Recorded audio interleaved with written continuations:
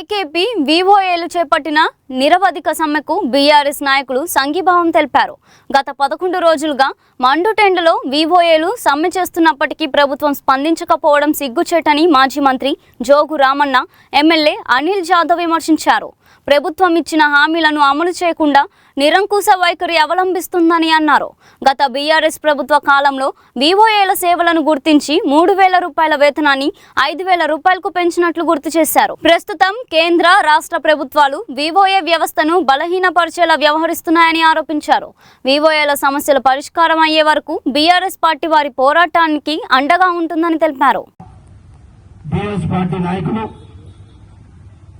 మా జిల్లా పార్టీ ఉపాధ్యక్షులు నారాయణ గారు తిరుగుతూ అరే ఐకేపీ వివోఏలు మరి ఆదిలాబాద్ జిల్లా కేంద్రంలో కూడా ఈ రోజు 11వ రోజట రామన్న గారు పొద్దుగానే రావాల్సిందే అని మరి కాంగ్రెస్ ముందుగా మన బోట్ ఎమ్మెల్యే అనిల్ జాదవ్ గారిని మాట్లాడవలసిన విజ్ఞప్తి.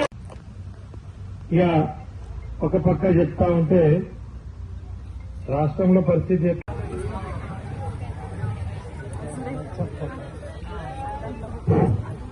అందరికి నమస్కారం. బాగున్నారా?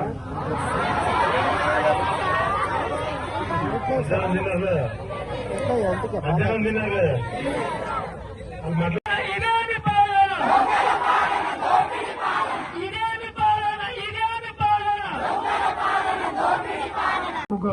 మా అమ్మలు వెళుతా ఉన్నారు.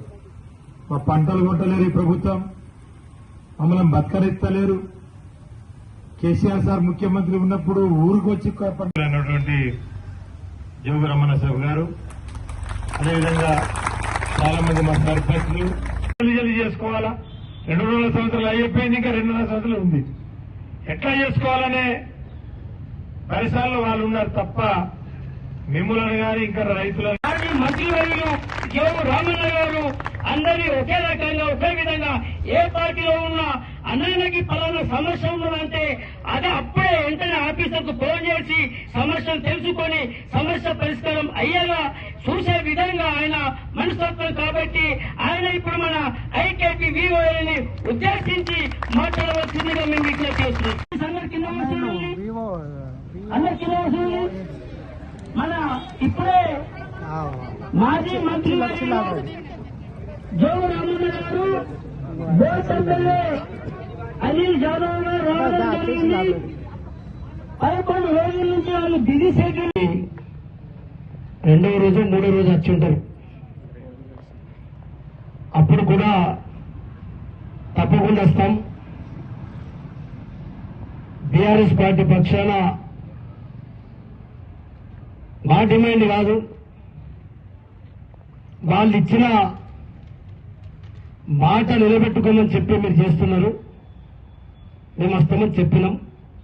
అదే సందర్భంగా ఈరోజు 11వ రోజు నాడు మరి మా బోత్ శాసనసభ్యులు సోదరుడు అనిల్ జాదవ్ గారు వారితో పాటు మీ సహకారం ఎల్లవేళలా ఐకేపీ వివోఏలకు ఉండాలా.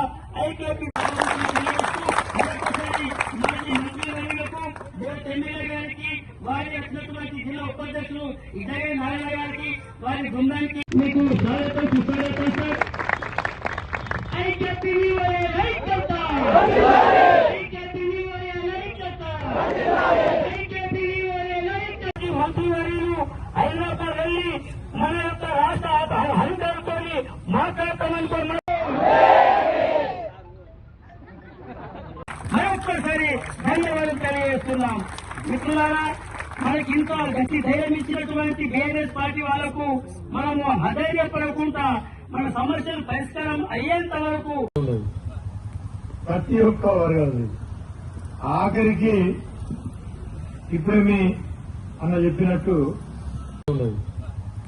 ప్రతి ఒక్క వర్గాలు ఆఖరికి ఇప్పుడేమి అన్న చెప్పినట్టు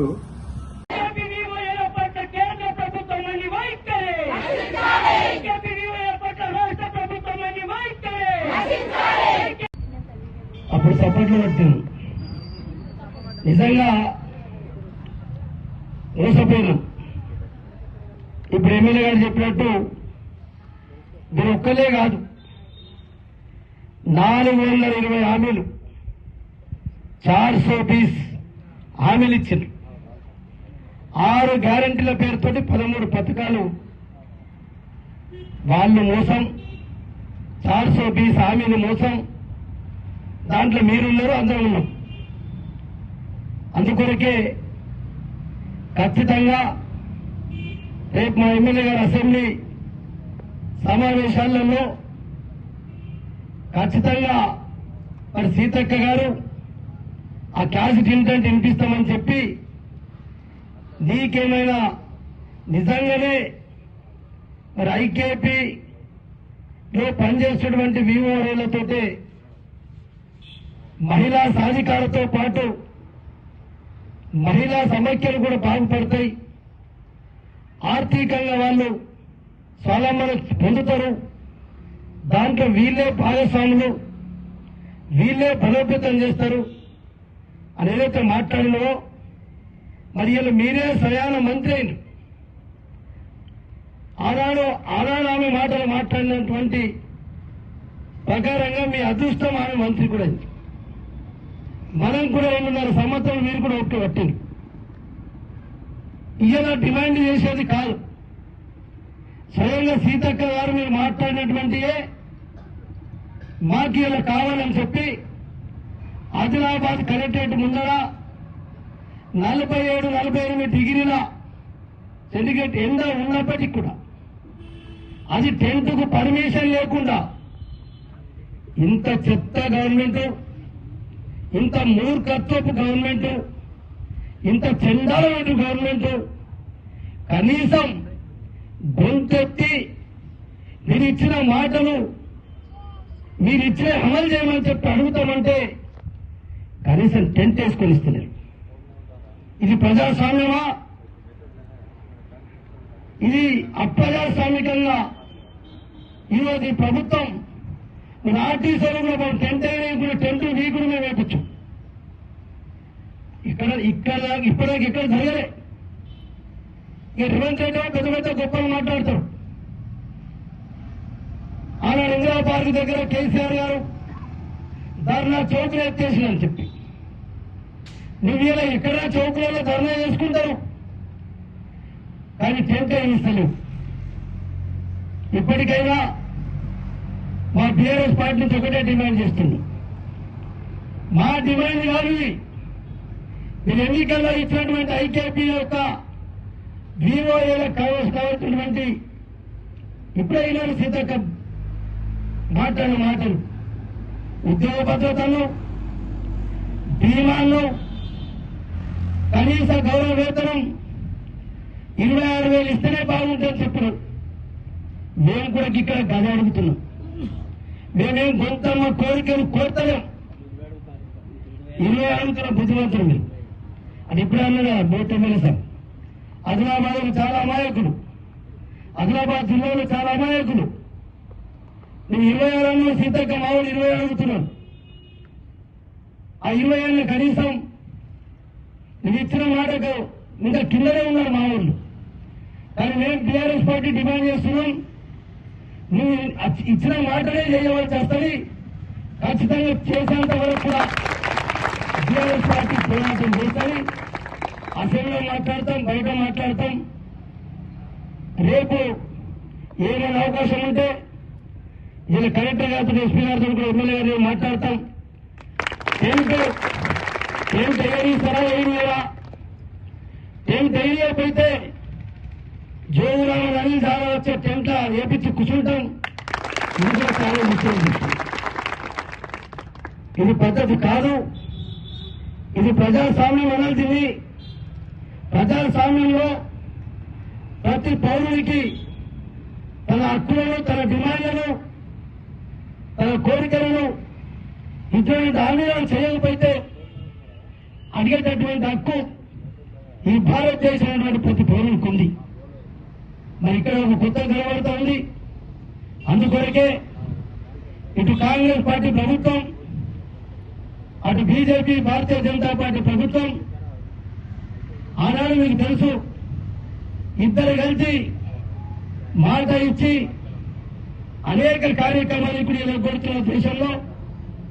అందుకొరకు ఇప్పుడు అనిల్ జాదవ్ గారు చెప్పినట్టు మీ జ్ఞాపకం లేకుండా మేము లక్ష్యం నేను చెప్పిన ఆ 3,000కు 5,000 చేసింది కూడా ఆ రోజు ఫారెస్ట్ మినిస్టర్ గా బీసీ మంత్రిగా ఇదే ఇప్పుడు మన జిల్లా ఇన్ఛార్జ్ మంత్రి జూపల్లి కృష్ణారావు గారు పంచాయతీ మంత్రి ఉన్నప్పుడు ఆ పంచాయతీ సెక్రటరీ మన కమిషనర్ గారు ప్రిన్సిపల్ సెక్రటరీ రెమాన్ పీటర్ గారితో ఒప్పించి మాట్లాడించి 5,000 రూపాయలు చేసిన ఆయన కేసీఆర్ గారి నాయకత్వంలోనే అదే విషయం కూడా మీకు తెలుసు.